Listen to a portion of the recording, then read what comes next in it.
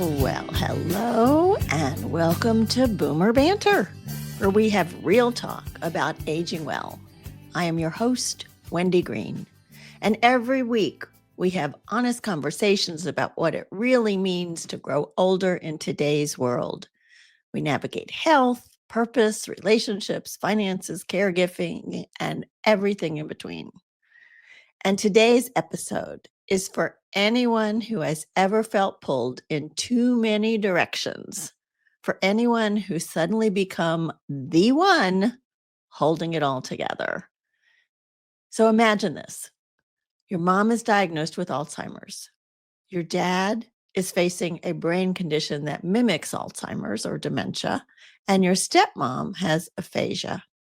And all of them need your help immediately. Now, add 5 kids of your own. Spread that across 4 different states and try to make sense of medical, legal, and financial systems you've never had to navigate before. Well, that's what happened to today's guest, Nicole Smith. She didn't set out to become an expert on elder care planning, but when her life turned upside down, she knew she couldn't be the only one going through it. So you know what she did? She wrote the book she wished she had at the time called Diagnosis Dementia, Your Guide to Elder Care Planning and Crisis Management. And in today's conversation, we'll talk about what she went through, what she learned, and why community and support are essential for surviving the chaos of caregiving. But first, I want to invite you to age well with us. So if you go to heyboomer.biz and click on Age Well with Us, you will be subscribing to our newsletter where you get weekly information about the current show, about what's upcoming, any events that we have going, and inspiration. So hopefully you can do that. I also wanted to say that I have put together, again, this is probably our 5th year of our Walk to End Alzheimer's team. And I hope that you will join us on our walk. It's going to be October 4th here in Greenville, South Carolina. If you can't join us, you can at least support us with a donation. So if you go to act.alz.org/go/boomerbanter, you can join the team or you can donate. And I will put that in the show notes. So you have until October to become a supporter of the Walk to End Alzheimer's Boomer Banter team. So hopefully you will do that soon. Okay, I am ready to bring Nicole on and introduce her to all of you. Hello, Nicole. So glad you could join us today. Happy to be here. Thanks for sharing my story. Well, it's an amazing story. So take us back. What was going on in your life when everything began to unravel with your mom, your dad, and your stepmom? Yeah, well, maybe all of us remember where we were in mid-March of 2020. Yeah. So yeah, literally my caregiving journey and COVID started about the same time. I was living in New Jersey and my mother was living in Los Angeles. And my aunt, who is my mother's older sister and has been a nurse for half a century, had been kind of monitoring my mom and seeing my mom more often than I had. She lived in Maryland, actually, still does. And she said, hey, your mom's going for this neurology appointment and you need to fly to LA and go with her. And I was like, fine. I mean, I was like, okay, great. I'll do that. And at the time, I really didn't understand what was going on. I thought a neurology appointment was maybe like a normal thing you did as you age. You know, you go to the dentist, you go to your checkups. I really didn't think much of it. She just said go. And I'm like, I'll go, fine. And then I did call her before and I said, what's this COVID thing? You think I'll be able to get home? And, oh yeah, it's no big deal. Yeah. But nobody knew. Nobody knew. Right. So Yeah, so I went to that first appointment, and it was funny because and my mom didn't want to go, but Aunt Nancy was making her go, and I was there to make sure she went. And so we get in there, and the neurologist starts to ask her the basic questions, like, what are your sleep habits, your eating habits, your drinking habits, whatever. And then she says, oh, to my mom, hey, do you smoke? And my mom looks at her deadpan and says, I smoke, but I don't inhale. So I burst out laughing, and the neurologist smirks, and then my mom gets irate, and then the neurologist sends me out of the room 5 minutes into the appointment. Ooh. So I flew all this way, and now I'm not even there. So what happened after that is they were able to get my Aunt Nancy on the phone, and she was kind of the observer family member, which is a critical component of these appointments, because if you believe everything the person that may have dementia says, you're not going to get really an accurate, visit or diagnosis. So that's where it all started. And then I was able to fly home, and then the world shut down, and my mom was by herself in LA for, a year, 15 months. Wow. And so was the neurologist at that point did she diagnose at that appointment? So that was her initial appointment. So a lot of times the initial appointment is kind of like the baseline. So that was kind of, and we didn't, I'm sure there were labs and not lab. Well, there had been some labs, like Aunt Nancy was monitoring all the portals and all that stuff, but then we didn't follow up. I think it was like another 15 months before we had the second neurology appointment, because then COVID had settled down, and I was going a lot more than to LA, and I was with her for that appointment, but that was like a nightmare because she kept getting notices on her phone for the appointment, but then she would cancel it because she didn't want to go. And we were trying to contact the doctor, contact the admin. They're like, oh yeah, we put her a note in the file, we're not going to cancel it. And then she would cancel it again. And then getting her there, I had to trick her into thinking she was getting a COVID booster because she didn't want to go. And I had to every single thing with my mom was this. It was like complicated to the nth degree because she was just aware enough to make everything just really difficult. Yeah. And she was angry at you for a lot of trying to make her go, and at her sister too. She was angry at her sister too. Oh yeah. Yeah. So there were three. So it was my aunt, my sister, my aunt, my mom's sister, my sister, and me. And my sister lived like 10 minutes from my mom, but she had asthma and was terrified of dying. So she didn't want to be around anyone. And like, it's family dynamics. So that got really complicated, got contentious. So there was the three of us trying to help my mom, and then it got into legal stuff because every time she would get mad at one of us, she would change her powers of attorney and her will, and then she would mail that to the attorney, and the attorney would charge her $700 and then mail back the changes, and then the whole thing would happen all over again. So the attorney was making a lot of money off this. But the attorney didn't know she had dementia because an email never got to her, and like I said, like everything that should have been like kind of straightforward ended up being just crazy. So while this was going on, Nicole, you also found out about your dad and your stepmom. Is that right? Yeah. So so I was flying back and forth in California trying to figure out all this stuff with my mom, and then my dad and my stepmom live in Iowa, where I grew up.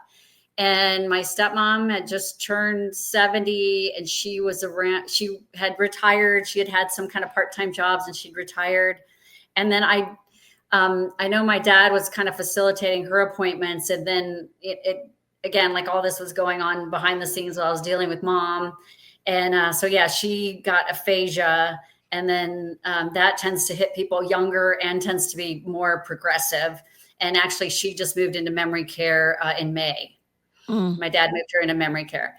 And then my dad had, he knew he had normal pressure hydrocephalus. He had gone to Mayo Clinic about, 8 years before and got the full workup and everything. And they said, well, you're not completely debilitated, so it is a possibility in the future. And then fast forward, and he was like shuffling, and his movement was really restricted. So he has the same kind Billy Joel has, I think. which is hinders movement. So there's 3 kinds of normal pressure hydrocephalus. The one is wet, which means it causes incontinence. Number 2 is wacky, which causes cognitive changes. And then number 3 is wobbly, which is the physical changes. So my dad didn't really have the cognitive kind, but he had the wobbly kind, thank goodness. And he had the surgery, and it is transformational. He got everything back, got his mobility back, and he's working and riding and going to the farm. And yeah, it's amazing. He's 82. Yeah, he's a busy guy. Well, that's great. So that kind of took some of that pressure off of your plate, but you still had a family to deal with. So you were kind of stuck in the middle. How did this all affect you personally, Nicole? Well, I didn't know what I was dealing with. Like dementia was not on my radar. I thought, yes, my parents are getting older, and a lot of people get cancer when they get old. My husband's parents both passed from cancer as they were older, much older.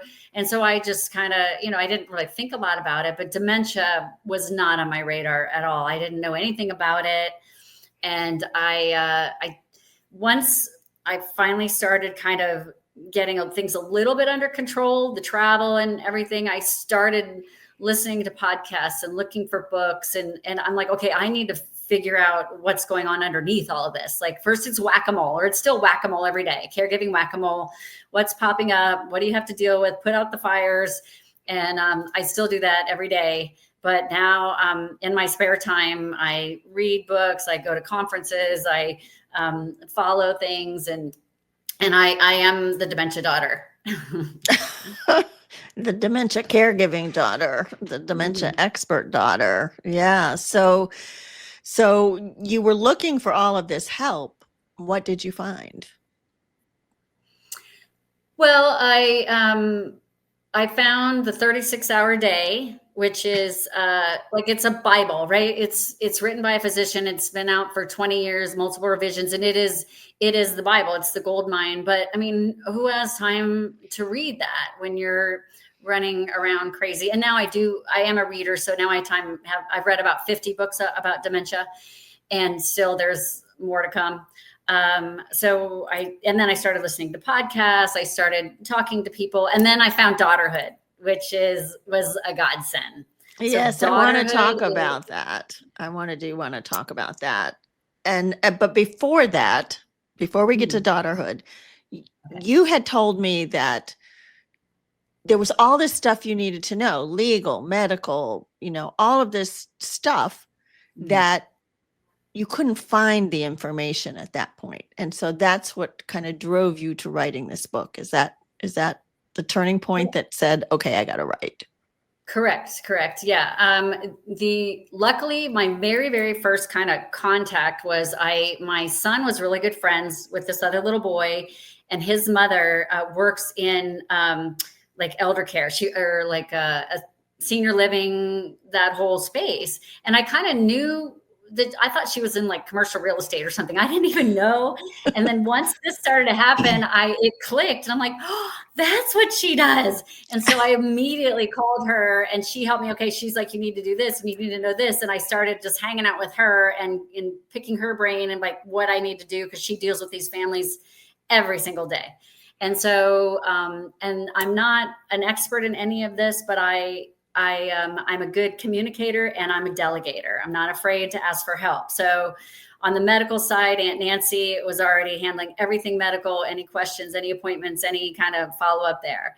And then luckily I'm married to a CPA. So any kind of financial stuff, the taxes, the Social Security, all that, he was my guy, or he is my guy. And then I found out that elder law attorneys, I found out what they do and how they exist, but it's also very different in every state.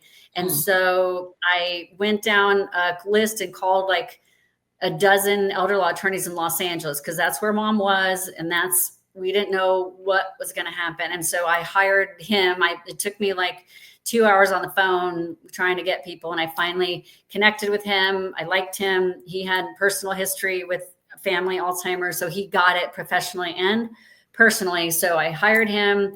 he walked me through a lot of this, and I learned a lot. And then I talked to elder law attorney in New Jersey, talked to elder law attorney in Maryland, talked to elder attorney in Iowa. Because I didn't know where she would end up, and it just varies.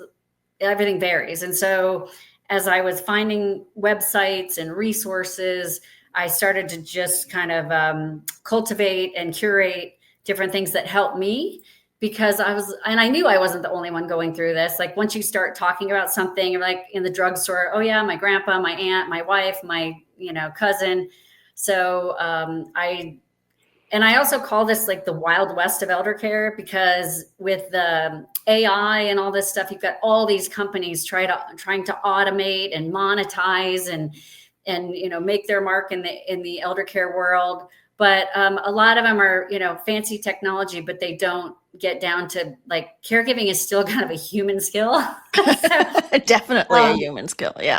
Yeah. I mean, and there's very cool things for, I'm a binder person. I'm a paper person. So I have all these binders and hole punches, and I'm still very much tactile with that.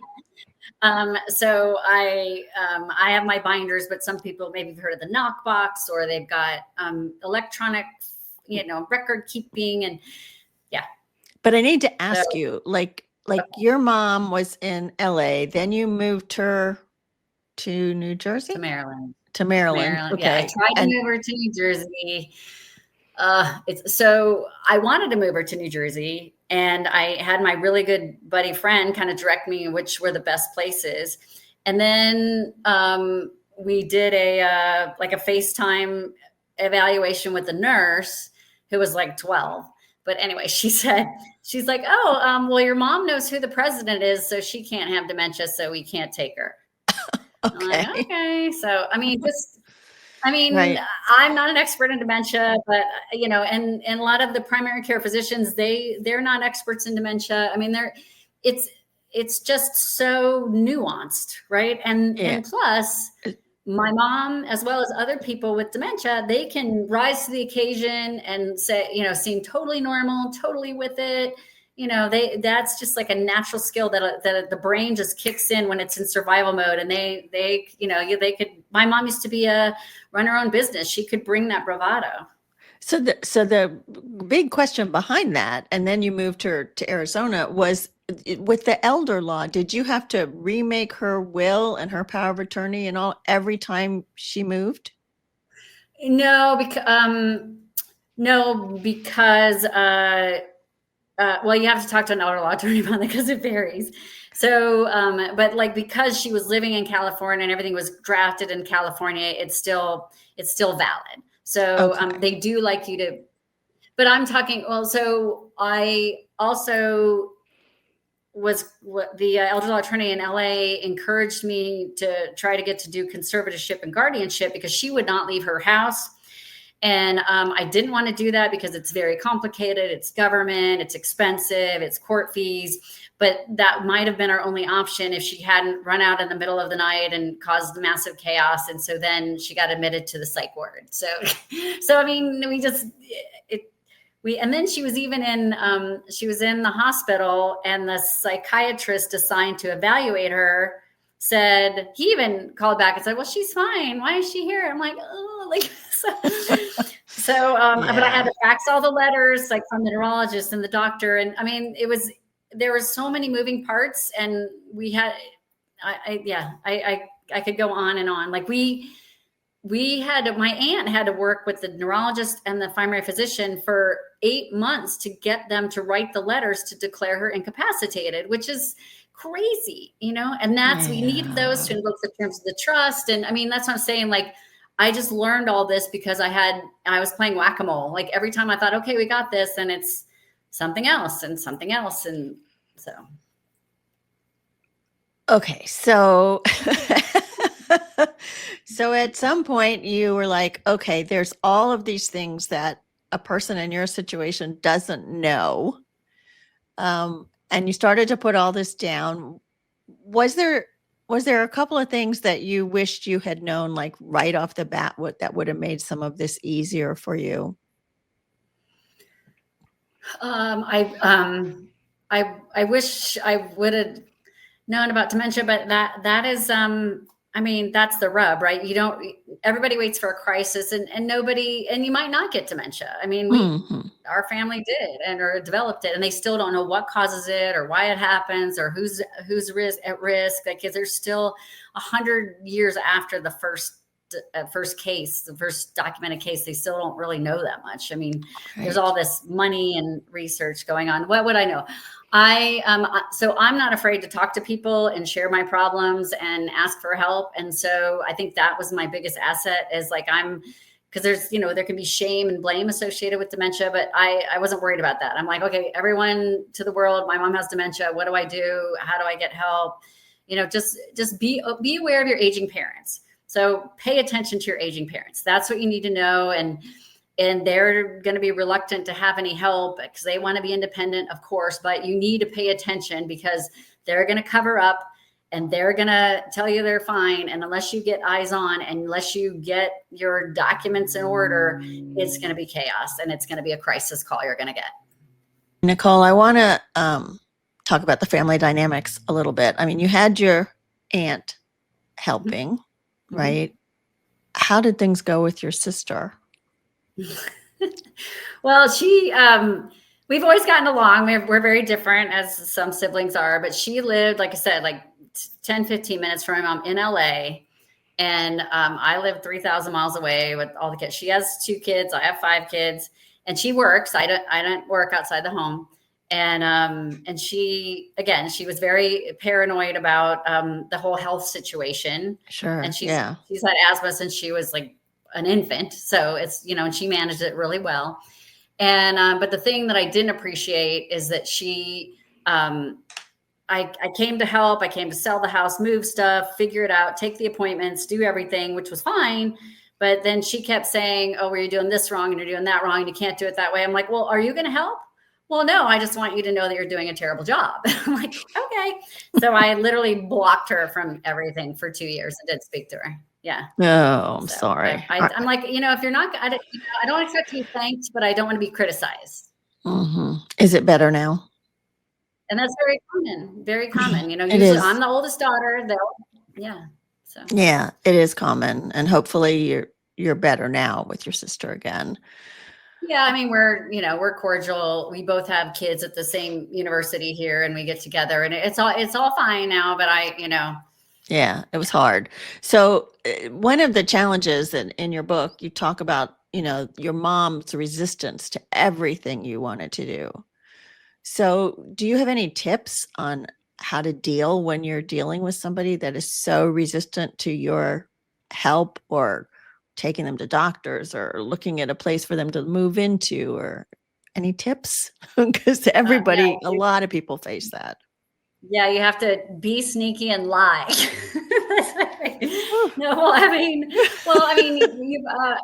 First of all, don't argue with them, because we were having screaming matches. Because she was like, no, she was running out of money. She couldn't stay in her house. But she's like, no, I'm a gazillionaire. And I said, well, let's look at your checkbook and let me see where you got all this money. No, you can't look at my checkbook. You can't do that. I've got this under control. So as soon as I realized her reality was her reality and it was different, like I called them mom mantras, which she would sit there and lecture me for like 45 minutes and the same thing. And I finally realized, as I started to learn more about dementia, that her reality was her own reality. So she believed what she believed, and it didn't matter what anybody said or anybody did. So I had to accept that and respect that. So no more arguing. Yeah, mom, fine, mom. I understand, mom. And then she was very secretive about stuff. So when she was napping or whatever, I'd sneak into her office and take pictures of passwords and steal files and copy things. Gosh. And and it was hard to do, because this is your parent. And as a little girl, you're taught not to lie and not to defy your parents. And I was like, no. And every time I got back, because I was like, oh, I don't want to take too much. I'm just going to take this and then I was like, oh, I should have taken that. I should have done this. And I should have. So I just started accumulating stuff. And then that me being sneaky and stealing those passwords helped when she escaped in the middle of the night in Maryland and we had to find her. Because I had all the passwords for her credit card and her the phones and everything. So ultimately that saved her because we found her because of those passwords. Yeah. So that must have been quite a challenge for you emotionally. You know, like part of you is feeling guilty that you're sneaking behind her back with all this. And the other part of you is like, yeah, but this is the only way I can help her. Yeah. I mean, we had to save her from herself basically. And it was sneaky, but I was so mad about everything that she did and said. And she would ask me to fly out because she was lonely and scared and whatever. And then I'd be there less than 24 hours and she would get all happy and she'd feel secure again. And then she would say, get out. I don't need you anymore. Why are you here? I'm done with you. I mean, so it was so, she was just so mean, and because she was struggling. Right. And she was fiercely holding on to her independence. The car was a whole other issue of a giant nightmare to deal with. Like I said, every little thing, there's nothing easy about it whatsoever. Yeah, it was quite a journey for you, no question about it. So you started to mention daughterhood as a place to get support. So tell us about daughterhood. Yeah, someone gave me a book that she wrote about caregiving for her mother, and the inside was a little bookmark for daughterhood. I'm like, oh my gosh, what's daughterhood? Because again, I'm constantly, if there's a website or something that shows up, I'm looking it up, reading about it, checking it out, and I was like, oh, this is amazing. So it was started by Ann Tomlinson about 10 years ago. It's going to be the 10-year anniversary, and she was a caregiver, but she's also very well established in DC in the whole government advisory, Medicare, Medicaid. So professionally, she is like in it. And then she dealt with it personally. And she said, we daughters need a support network. We need a network. And so she started it, and they established like maybe 10 daughterhood circles around the country where people would meet in person and just hang out and talk about their issues and share resources and everything. So those were great. And then, of course, COVID happened. So everything shut down and all the circles shut down. And so then she kind of regrouped and said, well, this is a good opportunity to take this all virtual, to make all because everything expanded with Zoom and everything. So they regrouped and became a 501c3 to figure out how to help more caregivers. And then there's support groups, virtual support groups all month long, every month, about everything for caregivers. So it's whether Dementia 101, elder law attorneys, grief, anticipatory grief, caregiving 101, hospital discharge. Like I co-lead one connection circle once a month. And we just basically just open up and say, anybody's got any issues? Anybody got anything they want to discuss? And the really good thing is that the caregivers, the more advanced or more experienced caregivers, will help the newbies. Like, so it's very interactive, and it's amazing. And so what you're saying is it's a website, daughterhood.com, right? Is it just .org? Okay, it's a 501c3. And is it just for caregivers for dementia patients? No, it's any kind of caregiving. So, and it's not just for daughters. So we have spouses on there, we have sons, we have grandkids. Like, so it's for anybody who wants to discuss caregiving. And I think primarily it is primarily daughters dealing with aging parents or spouses. There's a lot of spouses on there, but it's also, it's for any kind of resources. So if you're caregiving in any way, shape, or form, you're welcome. And there are some that sound like they're training, like Caregiving 101. And then there are some that are more like a support group, like what are your issues today? Is that right? Yeah. So the terms we give them is a topic circle. We'll focus on a certain topic like dementia or discharge. And then the connection circles are more of just kind of an open forum to share and discuss. And they're labeled on the website. And then later this month, I'm leading a circle called the Sandwich Generation Circle. That's more going to be kind of so we're going to start that. That's perfect for you. Do you still have kids at home? I have one teenager at home. So I talk about that. So while I'm trying to get my mom to stop driving, and that's a nightmare, I have teenagers, just getting their license and having fender benders and tickets. And so, it's just like both ends of the spectrum here, Yeah.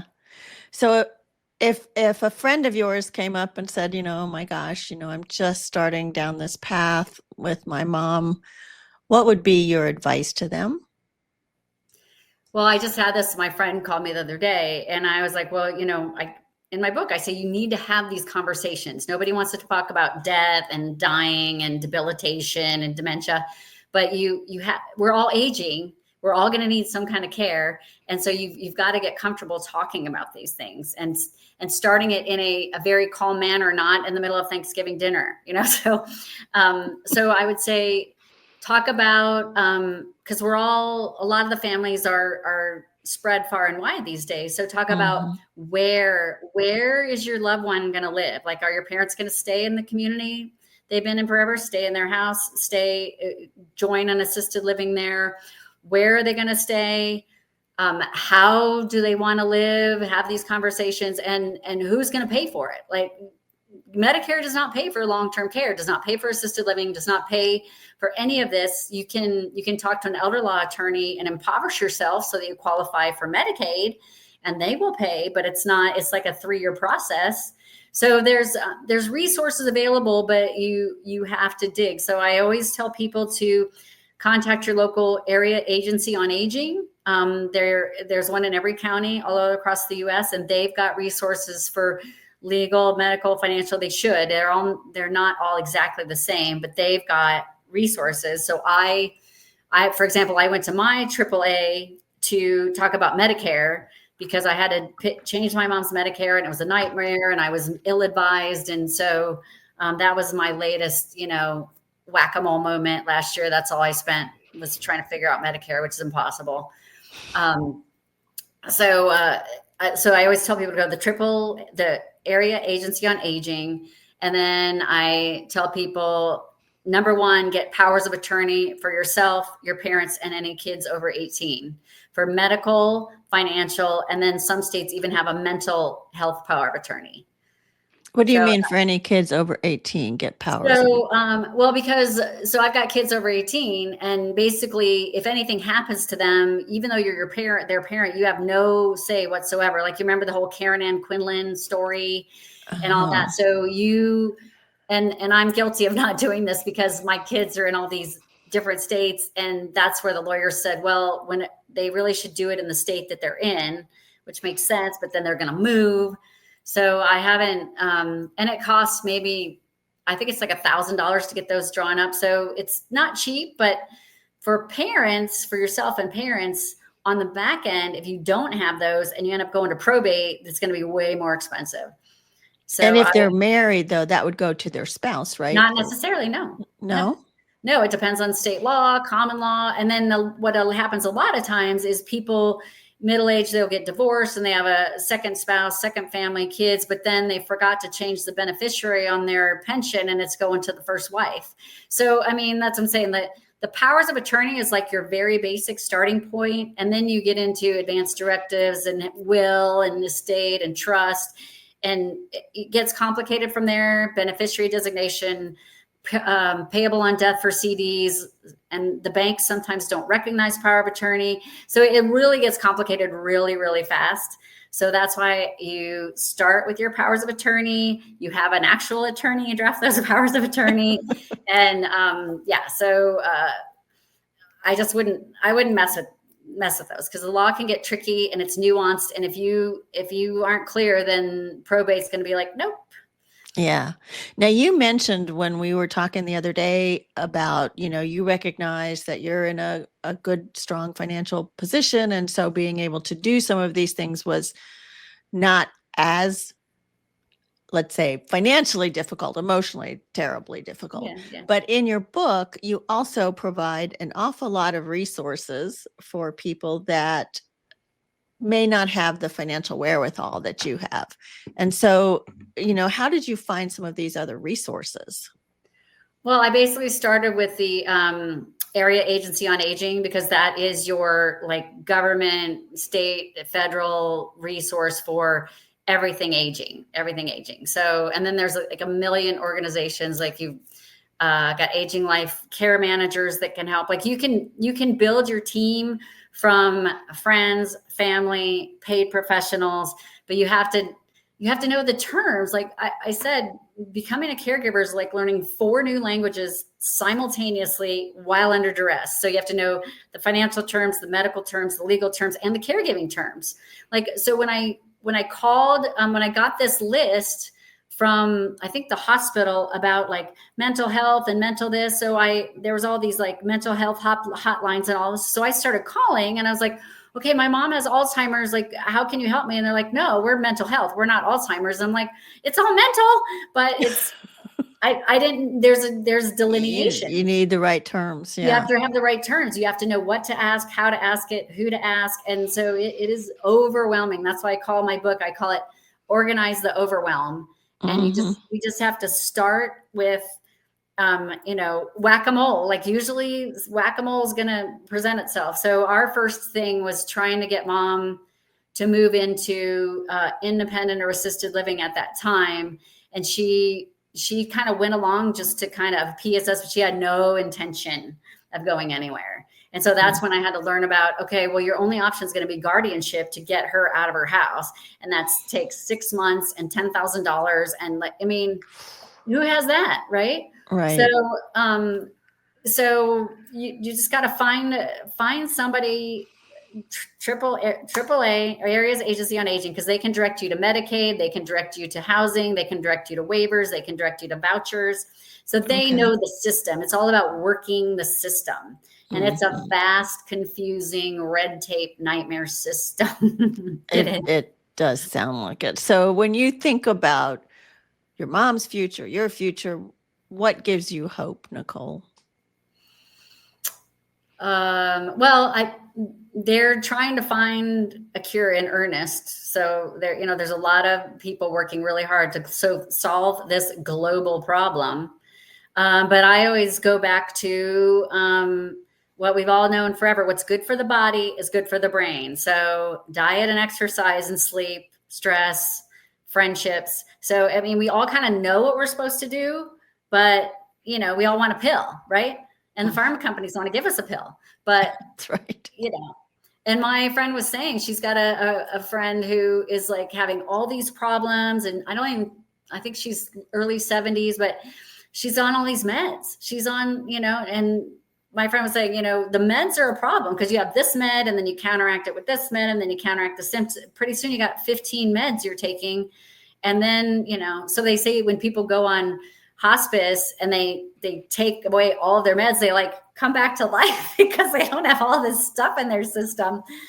So I've got deep prescribing in my book too. Yeah, it's a vast, but I tried to break it down into simple terms. It sounds super complicated, and it is, but I tried to break it down, and here's the financial, here's the medical, here's the legal, here's the support groups.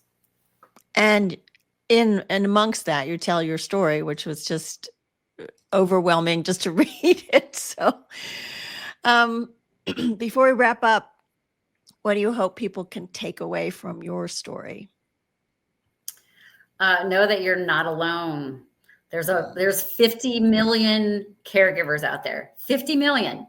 So don't be ashamed. Don't be afraid. Don't be quiet about it. So find people at your senior center, in your church, in your neighborhood, at your hospital, with your friends. I mean, find somebody you can talk to and somebody that can help you, because you have to have a team. Like my Aunt Nancy was my rock. Like we would cry together, talk together, share together. So luckily I had her, and still do 100%. Like we are intertwined, and I would be dead right now if I didn't have her to help me through this, because caregiver stress is off the charts. Yeah. Well, thank you, Aunt Nancy, for helping Nicole. Yeah. And thank you, Nicole, for writing. Yeah. Thank you, Nicole, for writing this book, Diagnosis Dementia, Your Guide to Elder Care Planning and Crisis Management, to help all the rest of us who may one day have to face this. And as we've been talking about these challenges of caregiving, I want to mention our sponsor, Greenwood Capital. Greenwood Capital understands these caregiving struggles and the medical financial struggles. As one advisor, Anne recently shared her experience of navigating aging her parents who are 300 miles away. And that story is on the Greenwood Capital website. And all that is to say that I can count on them, my advisor at Greenwood Capital, for realistic, goal-driven financial advice. They meet clients with compassion since they have been where we are. And I want to share that as a sponsor, Greenwood Capital has compensated my business for this testimonial. And for more information about how they can help you make a financial plan, go to greenwoodcapital.com. Also, take a moment to join us on Boomer Banter by going to heyboomer.biz and click on Age Well with Us. And please support our walk to end Alzheimer's. We all want to eradicate this disease, but we also want to help the people that are still living with it. And the Walk to End Alzheimer's, or the Alzheimer's organization, does a lot of that kind of support. I will put that link in the show notes as well. All right, before you go, next week, I'm so excited. I am off to Costa Rica for 10 days. Oh boy. But that means I won't have a show on August 11th, next Monday. So here's my plan. I am going to do a solo show on August 18th when I get back. And I'm going to talk to you about my adventure and aging well and travel and movement and eating well and all of the wonderful things that I learned in Costa Rica from being there and from the other people on the tour with me. So hopefully you will join us on August 18th to share that with me. And I want to say, caregiving is messy. It's layered with love, loss, guilt, and grace. And as Nicole has shown us today, it's also a calling that no one's ever really ready for. But by sharing her truth and the tools she created out of that truth and that she shares with us, she's offering other families a better way forward. So if you're in the thick of caregiving, or you know it's coming one day, I encourage you to check out Nicole's book. Again, it's called Diagnosis Dementia, Your Guide for Elder Care Planning and Crisis Management. And explore the free support available through daughterhood.org. You don't have to go it alone, as Nicole said. That's a big takeaway, and you don't have to wait for a crisis. So Nicole, thank you so much for all that you've shared and all that you've written. We appreciate it. And I look forward to seeing all of you back to Boomer Banter in a couple weeks. Bye.